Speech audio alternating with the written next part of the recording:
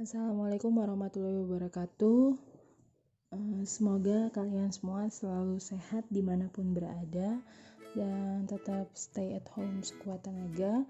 Hanya keluar rumah kalau benar-benar terpaksa ya. Di video kali ini adalah video pembelajaran perkuliahan kita yang kesekian kalinya. Saya udah gak ingat lagi, dan di video kali ini kita tidak lagi membahas tentang naskah akademik ya. Kita membahas tentang perubahan Undang-Undang Nomor 12 Tahun 2011. Undang-Undang Nomor 12 2011 itu sudah ada perubahannya ya ternyata, yaitu Undang-Undang Nomor 15 Tahun 2019. Tapi tidak semua hal itu dirubah dan dimuat dalam Undang-Undang Nomor 15 Tahun 2019. Ada catatan perubahan, setidaknya ada 4 yang berubah dalam Undang-Undang Nomor 15 Tahun 2019, yaitu adanya sistem carryover, yaitu sistem di mana prolegnas yang belum diselesaikan pada masa jabatan legislatif yang dulu itu dianjurkan untuk diteruskan atau dimasukkan ke dalam prolegnas legislatif masa yang baru gitu ya. Jadi ini sistem carryover namanya, yang pada Undang-Undang Nomor 12 Tahun 2011 sebelumnya tidak ada. Selanjutnya adalah kewenangan DPD. Kewenangan DPD jelas berubah ya, karena ini adalah amanat dari putusan Mahkamah Konstitusi, sehingga kewenangan DPD yang dimuat dalam Undang-Undang Nomor 15 Tahun 2019 itu lebih kuat dan lebih jelas kedudukannya di dalam badan legislatif. Kemudian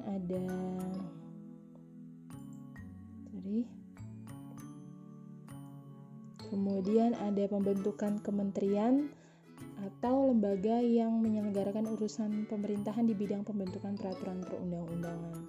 Ini juga sebelumnya dihandle oleh kementerian di bagian hukum atau bagian legal di setiap kementerian, tetapi dianjurkan untuk pembentukan kementerian atau lembaga yang menyelenggarakan urusan khusus mengenai pembentukan perundang-undangan.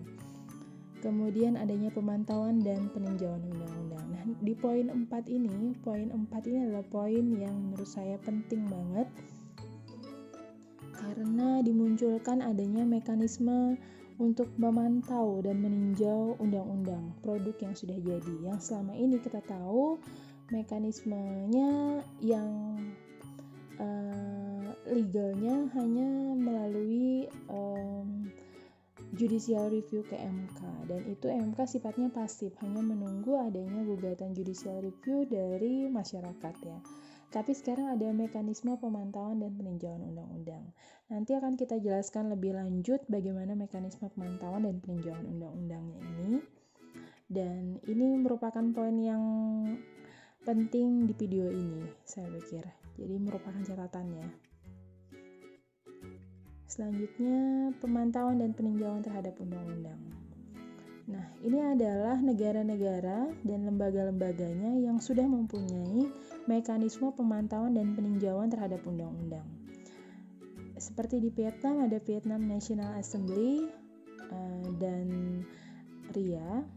Kemudian di Malaysia ada Malaysia Productivity Corporation atau MPC yang mengawasi regulasi. Di Korea Selatan ada RRC atau Regulatory Reform Committee, sifatnya oversight body. Kemudian di Jerman ada the Federal Chancellery Better Regulation Unit. Di US ada Office of Information and Regulatory Affairs. Kemudian di Australia ada Office of Best Practice Regulation. Di Meksiko ada Federal Commission for Regulatory Improvement. Di Inggris ada Better Regulation Delivery Office. Oke, itu tadi, kita balik dulu sebentar ya. Ini adalah negara-negara yang sudah punya mekanisme dan lembaga yang melakukan pemantauan dan peninjauan terhadap undang-undang. Di Indonesia sendiri, mekanisme pemantauan dan peninjauan terhadap undang-undang itu baru ya, lembaganya belum ada. Saya mencoba untuk search kecil-kecilan di Google, saya belum menemukan adanya peraturan pelaksana dari mekanisme pemantauan dan peninjauan terhadap undang-undang ini, dan belum juga ada lembaga yang dibentuk atau yang ditunjuk untuk melakukan mekanisme pemantauan dan peninjauan ini. Oke, lanjut dulu. Apakah Undang-Undang Nomor 15 Tahun 2019 sudah menjawab semua permasalahan? Yang dimaksud sini adalah permasalahan yang sudah dikemukakan dalam naskah akademik perubahan Undang-Undang Nomor 12 2011. Setidaknya ada 6 poin permasalahan yang dikemukakan dalam naskah akademik perubahan Undang-Undang Nomor 12 2011. Yang pertama adalah perubahan kewenangan DPD. Tadi sudah ada ya poin perubahan kewenangan DPD disesuaikan dengan putusan MK 92 sekian-sekian tahun 2012. Kemudian ada kejelasan tentang pengaturan materi muatan undang-undang, Perpu, PP, dan Perpres agar materi-materi muatan tiap jenis peraturan ini terpisah dengan jelas gitu ya. Jangan materi muatan undang-undang kemudian diatur dalam PP gitu dan sebaliknya. Jadi harus jelas pengaturan mengenai materi muatannya. Kemudian hierarki peraturan perundang-undangan yang selama ini masih banyak perdebatan apakah TAP MPR masih harus sebaiknya ada dalam hierarki atau tidak dan lain-lain. Kemudian tahapan pembentukan perundang-undangan yang seharusnya diperjelas mekanismenya, kemudian pembentukan perda juga, dan ini dia poin yang terakhir, evaluasi peraturan perundang-undangan yang sudah dijawab tadi ya dengan adanya mekanisme pemantauan dan peninjauan undang-undang.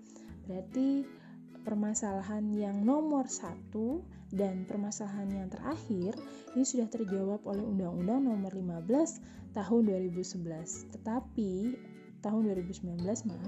Tetapi masalah materi muatan, masalah hierarki, tahapan dan tentang pembentukan perda itu belum terjawab oleh Undang-Undang Nomor 15 Tahun 2019.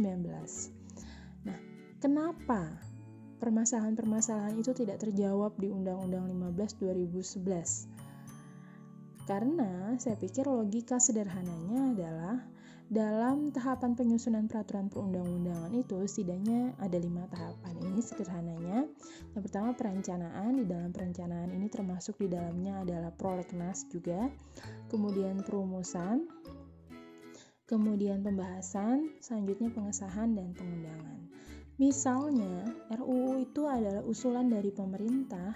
Pada tahap pembahasan ini, dilakukan pembahasan bukan hanya pemerintah saja, tapi juga bersama dengan legislatif tentunya.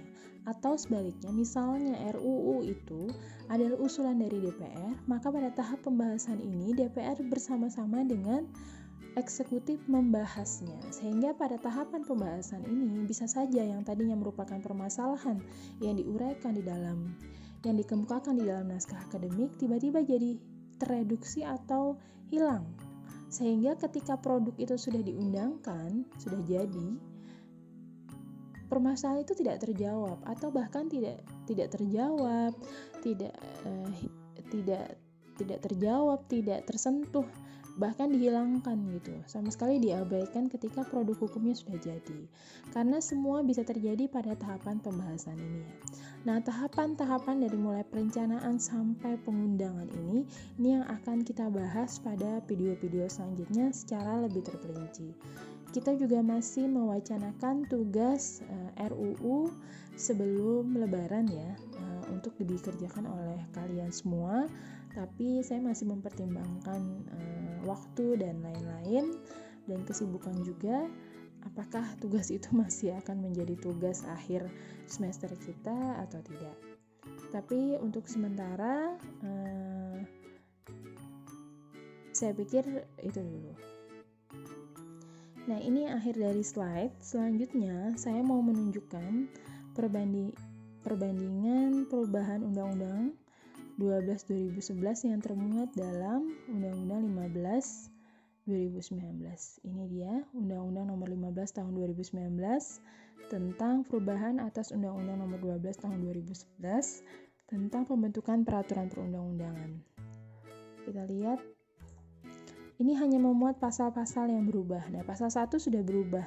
Pasal 1 dalam Undang-Undang 12 2011 itu hanya 16 poin, tetapi di sini ada 17 poin karena ditambah 1, ini 17 poin ya.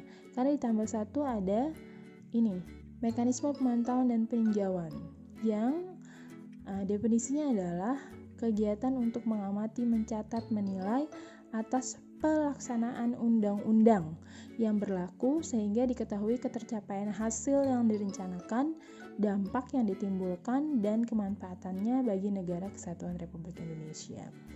Di kelas tatap muka kita sebelum WFH, ada banyak mahasiswa yang bertanya di kelas A, B, C maupun ICP mengenai bagaimana Bu, kenapa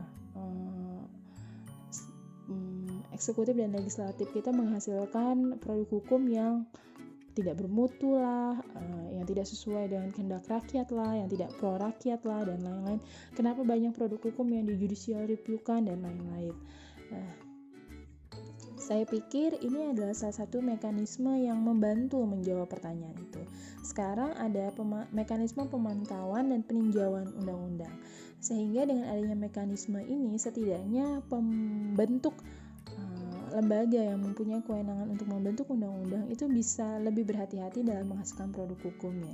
Seenggaknya kalau produk hukum yang mereka hasilkan itu tidak sesuai, kemudian merugikan rakyat dan lain-lain, maka ada mekanisme ini yang kemudian nanti akan membuat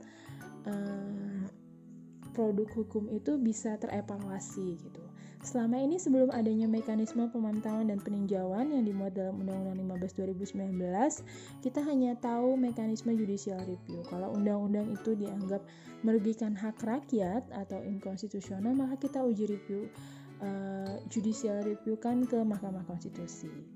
Tapi sekarang sudah ada mekanisme baru ya. Meskipun mekanisme ini belum ada peraturan pelaksananya, saya belum menemukan adanya peraturan pelaksana bagaimana exactly-nya mekanisme pemantauan dan peninjauan undang-undang ini dan lembaga mana yang melakukannya. Apakah dibentuk lembaga yang baru atau ditunjuk lembaga yang sudah ada.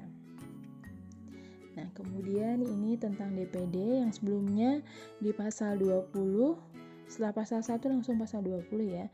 Di pasal 20 sebelumnya tidak ada DPD, kemudian dimasukkan DPD, dan pasal-pasal yang lain ini hanya menambahkan kata kepala lembaga dan pembentukan peraturan perundang-undangan. Yang sebelumnya ini adalah menyelenggarakan urusan pemerintahan di bidang hukum, diganti redaksinya menjadi di bidang pembentukan peraturan perundang-undangan.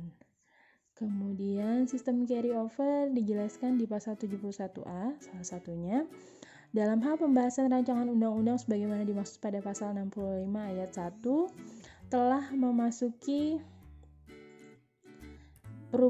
pembahasan daftar inventarisasi masalah pada periode masa keanggotaan DPR saat itu.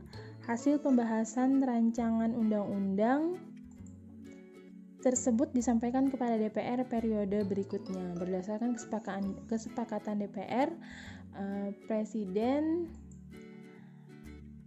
dan atau DPD. Rancangan undang-undang tersebut dapat dimasukkan kembali ke dalam daftar prolegnas jangka menengah dan atau prolegnas prioritas tahunan. Ada kata dapat ya, artinya ini anjuran saja.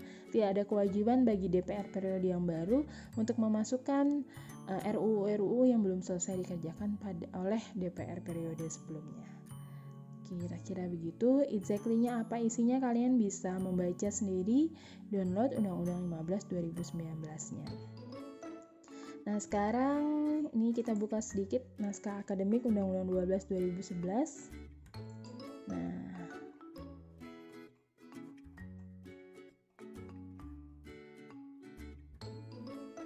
oke. Di bagian terakhir, ini adalah evaluasi undang-undang menjadi tanggung jawab Menteri Hukum dan HAM berkoordinasi dengan Menteri dan atau bla bla bla. Kemudian ini adalah pertimbangan, perlu dipertimbangkan, ada rekomendasi dalam naskah akademik ini negara-negara yang sudah memperlakukan mekanisme itu. Nah tadi ya, yang sudah dijelaskan di slide sebelumnya, kita ambil satu contoh di Korea Selatan ya, ada lembaga Regulatory Reform Committee. Saya sudah mencoba mencari informasi yang paling sederhana dan paling singkat, tetapi cukup menggambarkan tentang Regulatory Reform Committee. Ini ada history-nya, ini alamatnya di sini, bisa kalian googling sendiri nanti. Kemudian purpose of establishment-nya itu adalah untuk mengevaluasi and reform of regulation ya. Ini function-nya determining basic direction of regulatory policy and research development of regulatory systems dan lain-lain. Komposisinya dia terdiri dari 22 members, including prime ministers-nya sebagai chairman dan seorang chairman juga from the private sector. 14 anggota dari civilians dan 6 anggota dari government. Ini sekarang chairman-nya yang sekarang adalah Ji Hyung Kim, Kim Ji Hyung ya, attorney of law at law. Jadi dia seorang dari private sector, bukan dari government sector. Dan ini adalah 6 anggota dari government sektornya. Minister of Strategy Finance, Minister dan lain-lain, Minister namanya juga dari government. Kemudian 14 anggota dari civilian-nya. Kalau kita lihat ini komposisinya ada dari praktisi, misalnya dari law firm Serom.